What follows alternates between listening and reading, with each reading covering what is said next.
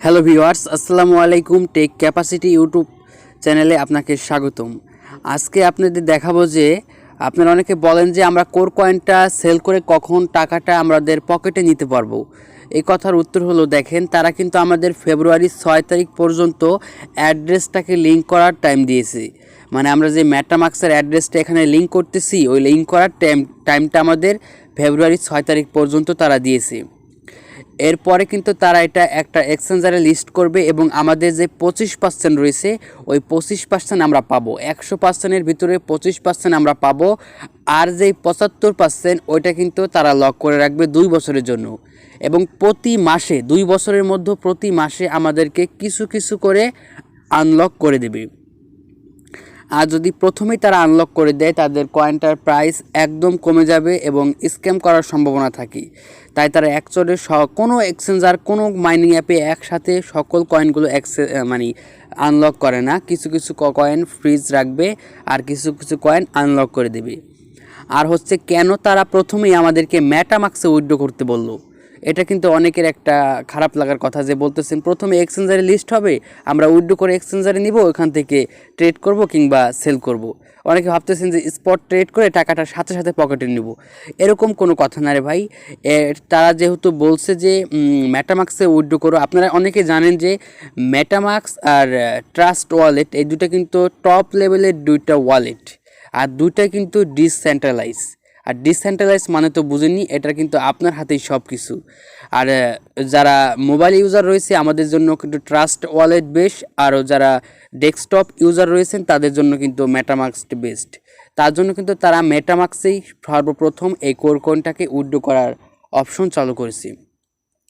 আর এই কোর কয়েনে আমরা যে উইথড্র করতেছি যে মেটামাক্সে, ওই মেটামাক্সে কিন্তু প্রথমে উইথড্র করার মূল কারণটা আপনাদেরকে এখন আমি কয়েন মার্কেট ক্যাপে গিয়ে দেখিয়ে দেব।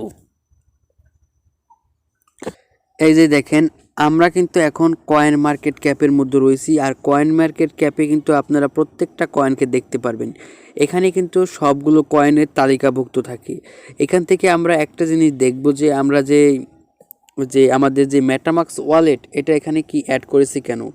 এখানে আমরা যখনই 3 ডট লাইনে ক্লিক করে দেব, 3 ডট লাইনে ক্লিক করে দেওয়ার পর দেখেন এখানে লেখা আছে যে এক্সচেঞ্জার। যখনই আমরা এই এক্সচেঞ্জারে ক্লিক করব, এক্সচেঞ্জারে ক্লিক করলে কিন্তু দেখতে পাচ্ছেন এখানে কিন্তু 3টা টার্মস রয়েছে। দেখেন, স্পট, এর একটা আর এই একটা। এই 3টার মধ্যে কিন্তু যেটা আমাদের বেস্ট হবে সেটা হচ্ছে ট্রাস্ট ওয়ালেট কিংবা মেটামাক্স। এটা কিন্তু আমরা বলিনি। এখানে প্রথমে যেটা রয়েছে স্পট, স্পটে যখনই আমরা ক্লিক করে দেব, স্পটে যেগুলি থাকে সেগুলো কিন্তু সম্পূর্ণ সেন্ট্রালাইজ। এখানে কিন্তু ব্যক্তিগত মালিকানায় সবগুলো থাকে। এর দেখতে পাচ্ছেন বাইন্যান্স, কয়েনবেস এক্সচেঞ্জ, কুকয়েন, এই প্রত্যেকটা কিন্তু একজন না একজন মালিক রয়েছে, তার আন্ডারে কিন্তু এগুলো পরিচালিত হয়।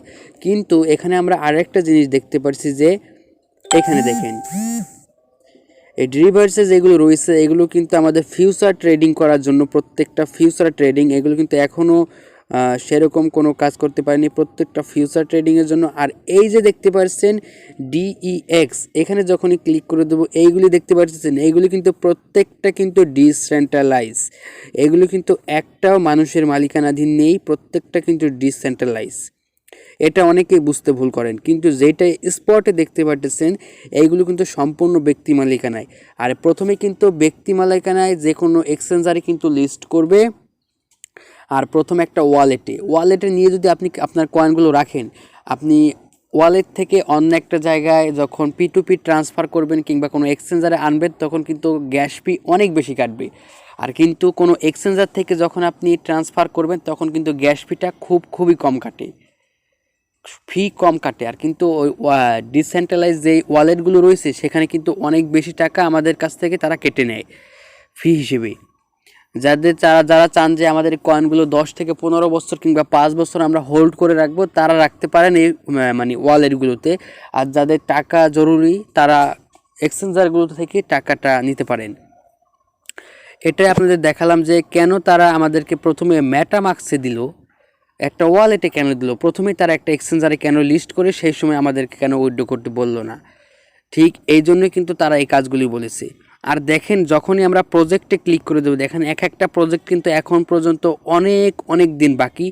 এই এয়ারড্রপগুলো মানে এই এয়ারড্রপগুলি কিন্তু আমাদের শেষ পর্যন্ত থাকবে, অনেক দিন পর্যন্ত কিন্তু এই এয়ারড্রপগুলি থাকবে।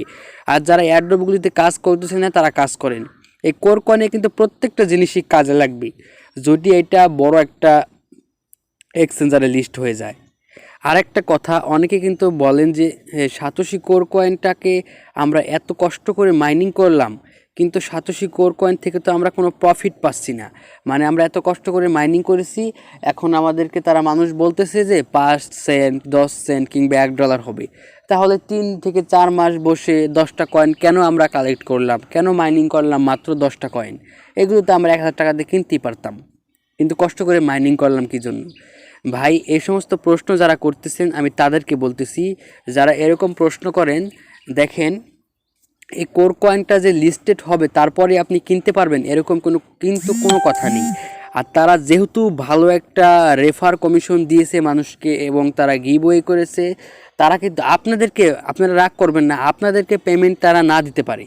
যদি আপনাদেরকে পেমেন্ট নাও দেয় তারপরও কিন্তু তারা প্রাইসটা রাখবে হিউজ পরিমাণ। কেন? তারা কিন্তু অনেক টাকা ব্যয় করেছে এই কয়েনটাকে মার্কেটে আনার জন্য। আর মাইনারদের দিয়ে কেন মাইনিং করে বলেন? মাইনারদের দিয়ে মাইনিং করা এই জন্যই যেন এই কয়েনটার একটা ভ্যালু ক্রিয়েট হয়, এই জন্য কিন্তু তারা মাইনারদের দিয়ে ফ্রিতে মাইনিং করতে দেয়। আর হচ্ছে যে আমরা যারা মাইনিং করতেছি, আমরা মাইনিং করতে থাকি, আমাদের যেদিকে নিবে আমরা সেদিকে যাব, কারণ এটা একটা কিন্তু ফ্রি মাইনিং সাইট।